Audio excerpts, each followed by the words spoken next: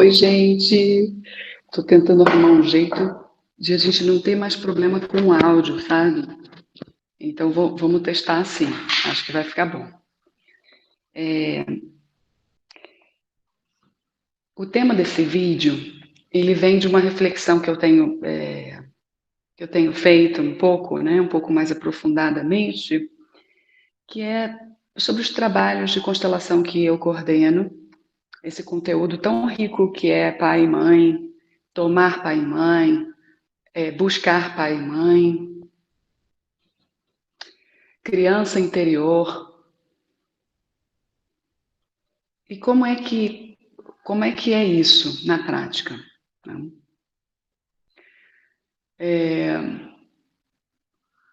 O que eu percebo, e é o que tem no material teórico, é que as crianças, elas, e agora na minha prática, né, com Santiago, as crianças elas buscam sempre o olhar do pai, da mãe, né, para fazer qualquer coisa. Por mais que elas tenham a independência delas e queiram testar isso, é literalmente isso, um teste. Elas fazem algo e imediatamente olham para o pai ou olham para a mãe, em busca de uma validação, em busca de uma aprovação, ou em busca de testar a atenção, o quanto eles estão vendo.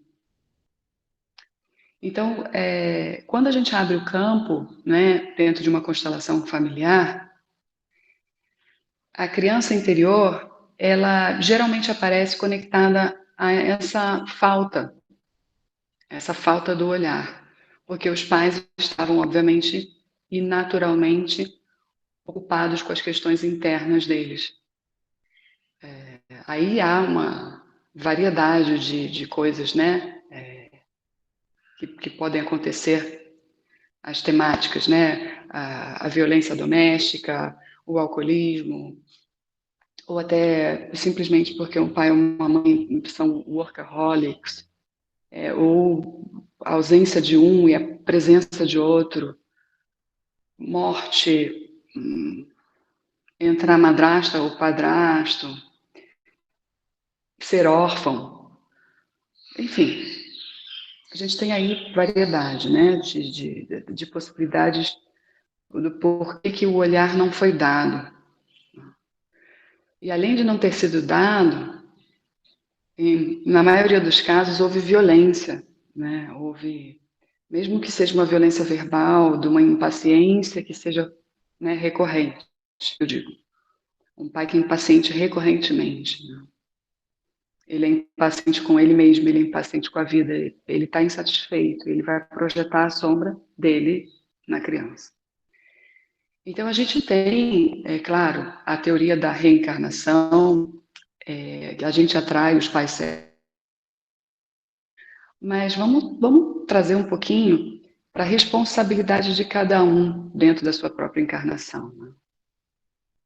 Às vezes, os pais, por serem alienados do processo de si mesmos, do seu autoconhecimento, não quererem mesmo olhar, todos nós somos convidados a olhar para dentro, a nos melhorarmos, né?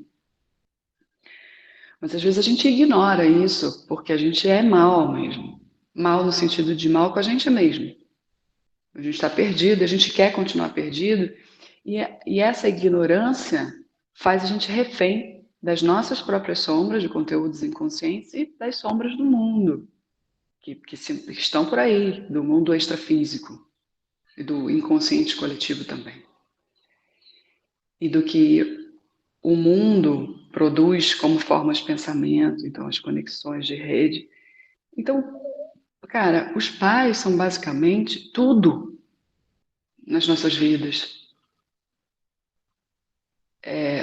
Tudo, simplesmente. Porque é o que a gente recebe na infância, quando a gente é bebê, mesmo que a gente não lembre, mas a segurança, aquele cuidado no olhar, aquele tipo, você está seguro aqui. Por mais que eu tenha medo, por mais que eu seja inseguro, eu vou passar para você o melhor. Né? Eu vou buscar me melhorar também no nosso processo. Então, as pessoas acham, né, principalmente os pais de gerações para trás, né, que não tinham muito acesso ao conhecimento como a gente tem hoje, acham que é isso. Estou na vida, é a vida que me leve, né? Eu sigo meus caminhos, eu faço as minhas escolhas, é tudo muito limitado. Não há uma abertura interior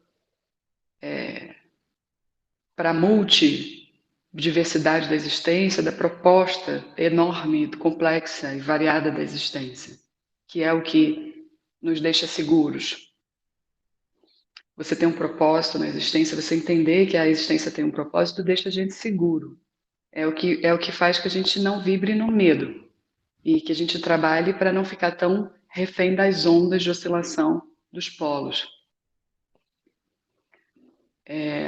Você vai abrindo a consciência de que, poxa, o apego é uma questão, né? Eu não posso, o apego vem do medo, e se eu ficar apegado, eu vou gerar uma onda, né? Eu vou achar que aquilo é amor e vou estar gerando uma onda de mais apego, mais medo, e eu não estou ajudando. E por medo eu posso também me desapegar. Eu posso ir para o outro lado, tipo, largar de mão tudo por defesa. Porque eu vou sofrer, porque eu vou perder em algum momento, então eu largo mão. Ou então eu recebi isso, me largaram, não me viram, eu também não tenho condições de dar o que eu não recebi. Então é nisso que a gente fica girando.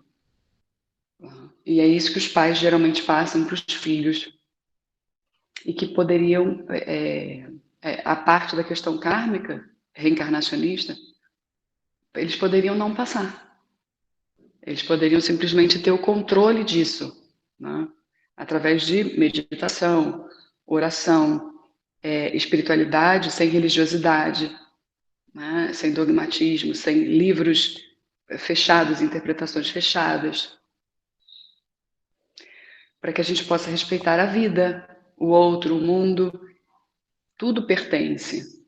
Então eu pertenço, então eu estou tranquilo. Os meus pais não vão gerar em mim uma sensação de não pertencimento à vida. Eles estão me preparando para eu tomar a vida que eles me deram, né, que eu recebi através deles. Então eu estava pensando nisso, né? Quando eu tinha ali meus 30, deixa eu pensar, gente, 31 anos, por aí, eu comecei a mergulhar um pouco mais a fundo nessa questão da espiritualidade dentro de um campo, né? Apometria, porra, que universo é esse chakras? Comecei a estudar essas coisas, comecei a entender um pouco. 31, 32 anos foi assim, sabe? E eu me lembro que o meu maior sofrimento, quando eu ia para as minhas sessões de terapia, com espiritualidade junto, né, uma terapia holística, eu lembro que eu chorava, sabe? Que eu estava descobrindo um mundo maravilhoso, que eu sabia que ia me jogar num outro lugar, de finalmente eu poder encontrar um lugar mais seguro dentro de mim mesma. Eu estava encontrando respostas, aquilo estava me deixando curiosa, eu estava sentindo a vida. Mas eu chorava nas sessões, pensando no meu pai, pensando na minha mãe. E eu falava para a terapeuta assim, mas e a minha mãe e o meu pai? Por que que eles não vêm também? Né? Porque eu queria. Eu chorava de sofrimento mesmo, eu sofria com aquilo. Porque eu comecei a entender como a gente pode sair da não conexão, né? A pessoa não tem nenhum, ela anda tão apressada, né? Que é o caso do meu pai, com a cabeça sempre tão ativa, que não percebe as coisas acontecendo, então não tem a calma. E aí olha, né? Você olha para questões do meu avô, da minha avó, de como foi criado, você vai começando a desenvolver uma compreensão global do que acontece com os nossos amados. E eu sentia tudo muito intensamente. Quer dizer, o universo estava abrindo para mim e eu queria que todo mundo viesse para essa compreensão. E aquilo me fazia sofrer porque claramente eles não iam chegar nesse lugar junto comigo. E, bom, o tempo foi passando, continuei me olhando e a minha criança interior que a gente tem várias camadas também de criança interior. Conforme eu fui olhando para ela, obviamente ela não foi validada, ela sentiu a repressão por muitos momentos, ficou, né, machucada, como a maioria de nós. E essa criança se sentia perdida e ela estava buscando esse pai e essa mãe ainda, né? Quer dizer, a Daphne mulher estava já indo para uma direção, encontrando respostas, tinha tudo para se liberar, mas não conseguia se liberar, porque uma parte, a gente fala de controle de energia mesmo, de conexões energéticas, de elos, de cordões que prendem a gente. Então a gente não consegue ir para frente porque nossas partes estão olhando para eles e querendo que eles também venham. Mas tudo se trata da nossa criança que ainda busca aquele olhar, que nunca veio. Bom, isso para mim está claro. E aí eu jogo para vocês, porque isso é muito presente em todas as constelações. E em muitas constelações, a gente não consegue chegar a um acordo das partes, ou seja, a gente não consegue chegar no lugar ideal, que seria o pai, a mãe, olharem para a criança interior, validarem, eu te abençoo, toma minha força. Em muitas constelações isso não acontece, inclusive nas minhas isso não aconteceu. Mas aí isso obviamente, né, preciso dizer que quando isso acontece não é um problema. E a questão está na consciência que a gente abre, de que a gente tem autonomia para fazer diferente. E aí a vivência da constelação faz com que você veja onde eles estão, compreenda com o coração, integre aquilo e pare de chorar. Pare de chorar. Que história é essa? Você olhar e querer trazer todo mundo. Isso é criança interior, ok? Pega você ela no colo, você já é adulta, aí tem todo um trabalho para isso. E aí tem o outro lado, que é quando você é adulto e tenta fazer isso, você está num lugar de arrogância, como se você fosse maior que seus pais, como se eles estivessem perdidos e você tivesse que salvá-los. Que também não é um caminho, porque aí é o caminho do ego se manifestando nele mesmo. Né? Você acha que você está vibrando na luz, na consciência, mas é o ego que está se sobrepondo. Então não é jogo, isso não é a jogada saudável a se fazer. Então, tanto a criança, o caminho é a gente acolher, né? Integrar as faltas dela, olhar com coragem, com o olhar do adulto que a gente se tornou, e fazendo as devidas limpezas, né, através de meditações, de constelações, até de compreensão de alma, né, do seu espírito, das regressões, apometria, todo tipo de limpeza que você precise para sair das ligações, por mais seja pai e mãe, que são os portais, né, nós somos muito importantes na nossa vida, que eles não nos prendam. A gente veio para tomar a vida que eles nos deram. Tomar a força deles significa agradecer tudo que veio através deles e dar para o mundo o nosso melhor para que saiamos daqui e deixemos um lugar melhor do que a gente encontrou. Isso é tomar a vida, isso é tomar a força do pai e da mãe, é tomar o nosso poder e permitir que eles sejam. Permitir que eles sejam, porque assim a gente não prende eles, a gente libera e corta julgamento, né? Corta necessidades nossas que a gente acaba jogando para eles.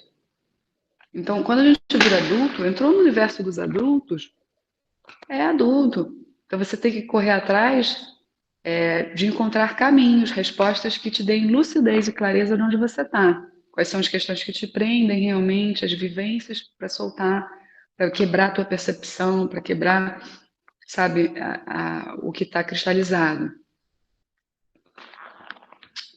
Entenderam? Bom, eu queria muito dizer isso, assim, que eu me lembro que eu chorava. Eu me lembro que eu chorava, chorava. Durante um tempo eu chorei. E hoje, aí eu passei por um outro lugar, né? Que é a transformação do padrão. Você passa a querer salvar, não sei o quê. Aí depois, eu, né, no meu processo, entrei no lugar de começar a sentir raiva deles. Por que que eles também ficam aí me julgando, querendo que eu seja diferente, se eu encontrei um caminho tão bom para mim? Por que que eles não veem que eu tô feliz e não me parabenizam? Aí migrou, entendeu? Ainda não estava solto.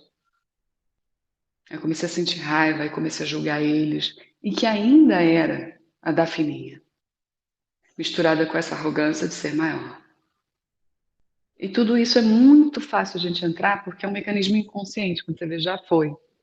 Que aí mistura as nossas questões de mente, né, do nosso ego, de personalidades anteriores, daquilo que a gente está conectado em termos de estrutura de reação, né? Se a gente é muito exigente, se a gente é muito inteligente, a gente precisa desses papéis, assim, sabe? Como é que eles não viram?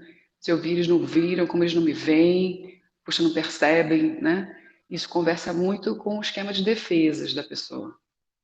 Então a gente está aqui num caminho individual, mesmo que sistêmico, né? E coletivo, porque a gente está aqui para o coletivo funcionar bem através da gente também, a gente é parte do todo, todo é soma das partes, então a gente é muito importante. Mas a gente está aqui para olhar para a gente e deixar aqueles que não vibram naquele lugar. Mas não deixar como se fosse, essa pessoa, não sei o quê. Porque o objetivo aqui é a gente perder essa identificação. Quando você está muito identificado, você reage. Então tá, essa é a raiz das oscilações, né? Fico muito feliz quando o negócio acontece, eu fico muito triste quando não acontece. Eu sou uma pessoa de melindres. Tudo me, sabe, me toca. A gente está aqui para perder essas coisas e ficar um pouquinho mais sem reação mesmo, emocional.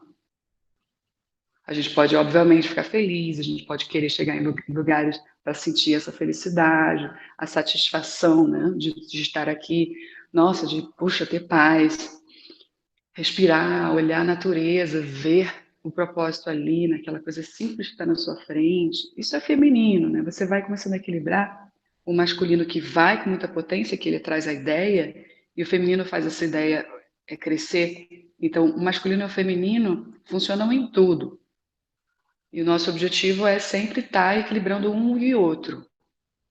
Então, uma pessoa que é muito, sabe, eu sinto muito, tenho uma ideia, vamos para lá fazer. Cara, essa pessoa, ela vai ter dificuldades na existência. Então, o nosso objetivo é sair dessas dificuldades que a gente mesmo cria através dessas identificações com o nosso próprio ego. Então, eu estou construindo aqui com vocês esse raciocínio que me ajuda muito, muito, muito hoje. E assim, a meditação é algo que ela não é o único caminho, sabe? O ideal não é você só meditar. Existem várias coisas que você pode fazer, mas a meditação não pode faltar, entende? As outras coisas são todas complementares e necessárias, tá? Mas a meditação é assim, essencial, primordial.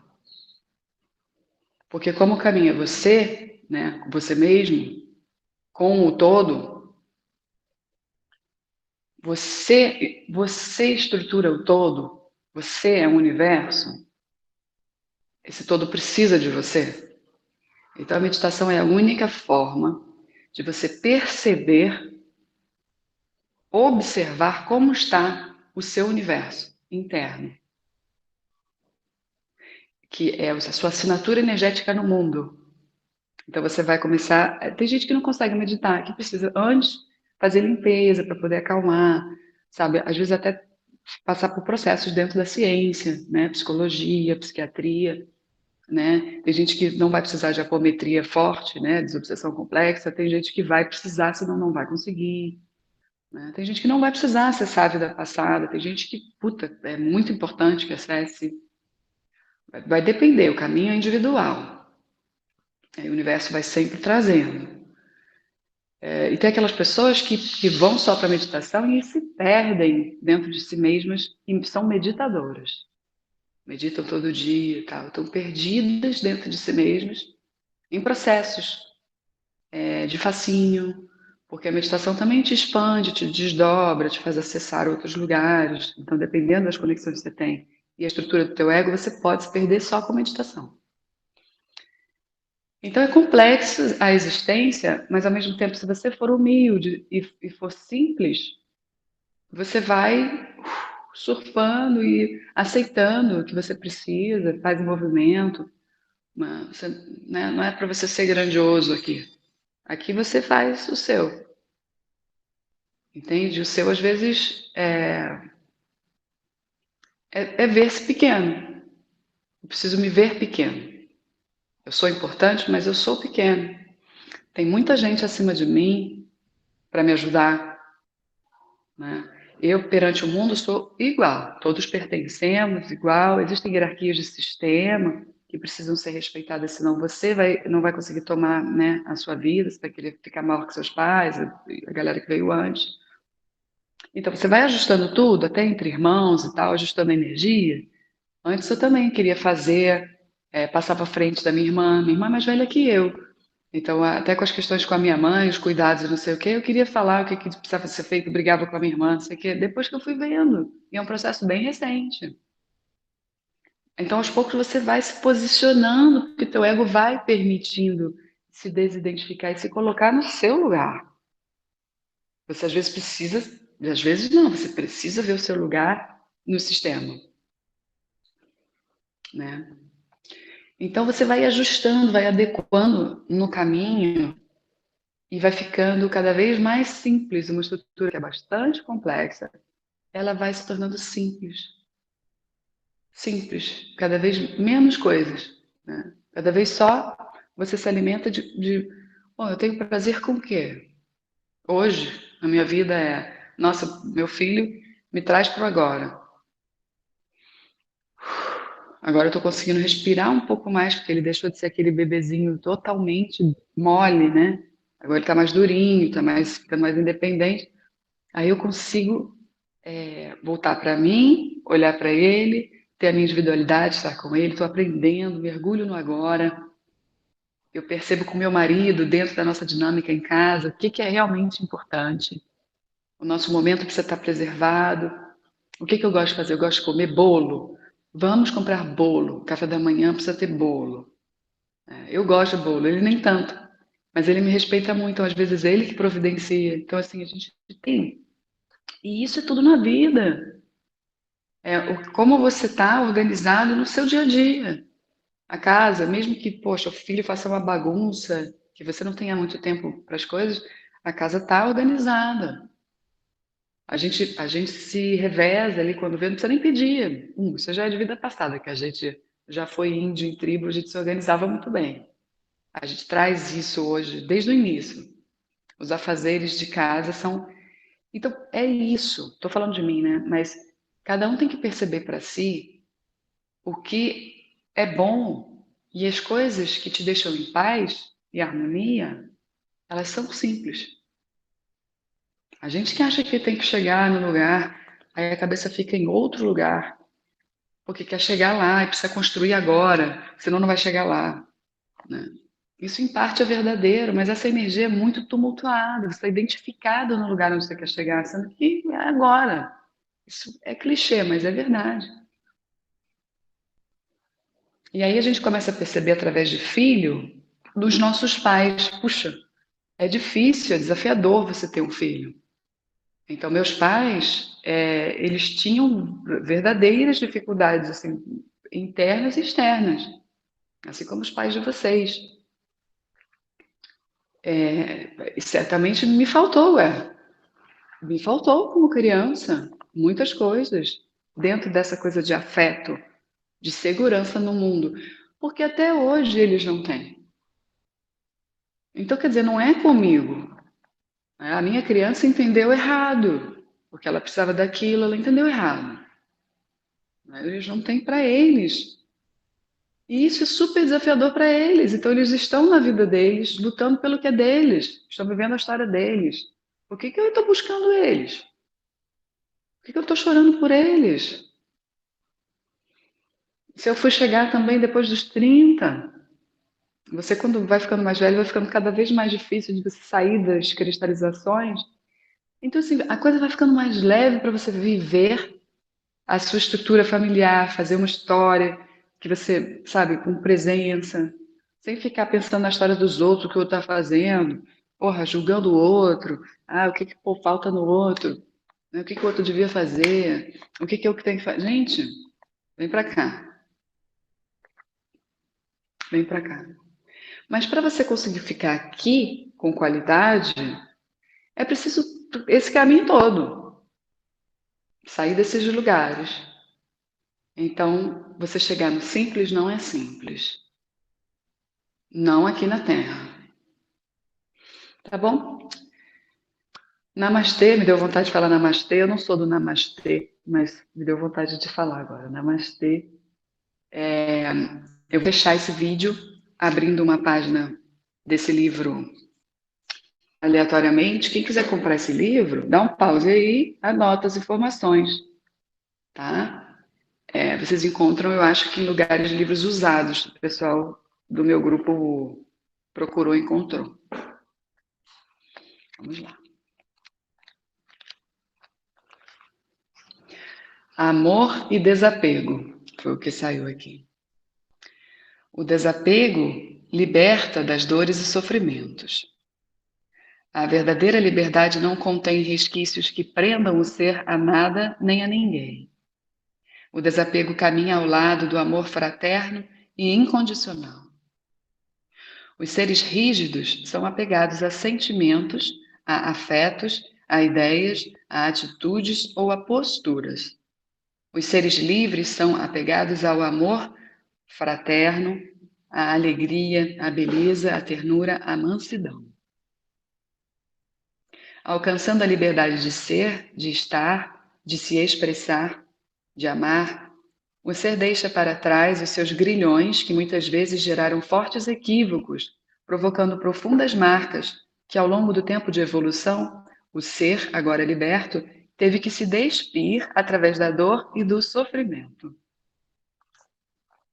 Portanto, fazendo reflexões, procurando se conhecer melhor, tirando conclusões positivas, o ser progride através de vontade e força para que alcance o patamar almejado, a sua libertação dos apegos e das ilusões. Gente, sinceramente.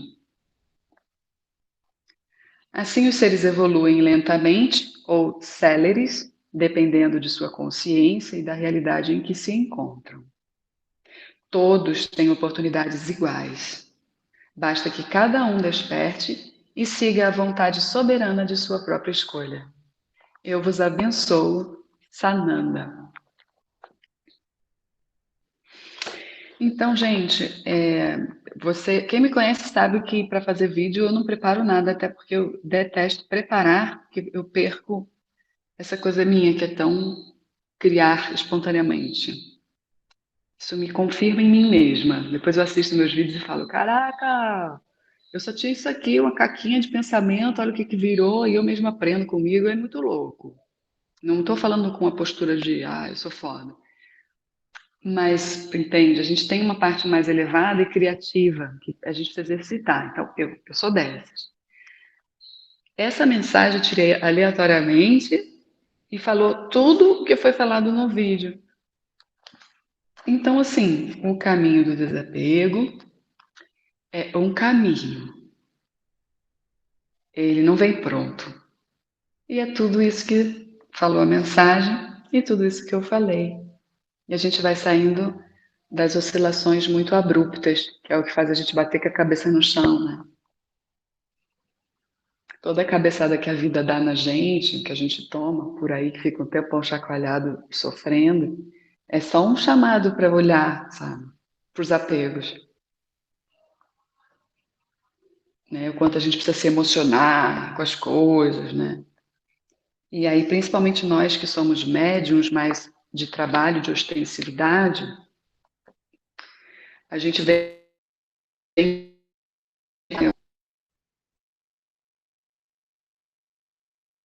não chegou para eles essa informação, que poderia fazer algo com isso, né? A lapidação interior, o mapeamento das sombras, e tudo isso encaixando a mediunidade num lugar para ajudar no equilíbrio, as pessoas ficam muito jogadas assim, né? Muito jogadas de um lado para o outro. Choram muito pela história dos outros, assistem a TV, ficam assim com aquilo como se aquilo tomasse elas e fosse uma realidade que o mundo vai acabar amanhã, ou vamos todos morrer, ou eu não suporto ver a família de fulano sofrendo, ou fulano que está sofrendo, né? Por exemplo, agora com o ator Paulo Gustavo. Eu adoro Paulo Gustavo, eu fico bem assim, tocada, porque já era para ele ter morrido se ele não tivesse recursos, né? Então eu fico pensando como está essa família, como é que está ele, né? E aí isso me faz querer fazer oração para ele, para os dele, para os meus, para todos perto dos meus, para todos que estão no meu grupo e todos os seus, a todos do meu bairro e todos eles, dos seus, e assim a gente vai indo. E eu não fico apegada à dor. A gente precisa tentar trazer uma outra, colocar nossa sensibilidade a serviço, porque essa potência que a gente traz de alcance emocional é para auxílio ao próximo, não é para a gente acabar com a gente mesmo, em bateção de cabeça. Então, você pode ser um meditador, acreditar em Buda, seguir Buda, e você ainda assim pode trabalhar mediunicamente, entende? Porque o exercício da mediunidade, ele nada mais é do que um autoaprimoramento. E Buda fala, né, no serviço, na iluminação, né, no desapego, né? Você sair das aversões e né, dos excessos. Ele fala em equanimidade, né? Equanimus. Então, assim, gente, a mediunidade, ela vai te ajudando a se lapidar nas suas reações, e você coloca a força que você tem da sensitividade, pum, direcionada, né? Você consegue captar o psiquismo da outra pessoa, você consegue captar as emoções da outra pessoa para ajudar a pessoa a sair daquilo. Porque tem muita gente nesse mundo, a maioria, com problemas espirituais graves. Então, nós viemos médiuns para auxiliar a nós e a eles. Através do nosso equilíbrio, a gente põe o autoconhecimento, a gente entra no nosso equilíbrio, dá um shape e aí serve com a mediunidade adequada, com aquela capacidade de esponjar, sabe? Sair pegando e trabalhando, botando a casa das pessoas em ordem.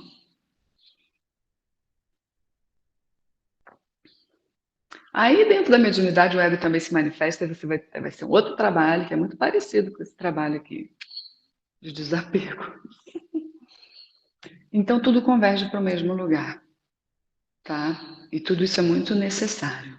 Olhar para todos esses pontos que eu toquei, para a gente chegar num lugar de maior equilíbrio coletivo, diante das adversidades que são naturais desse plano. De novo, namastê. Beijo.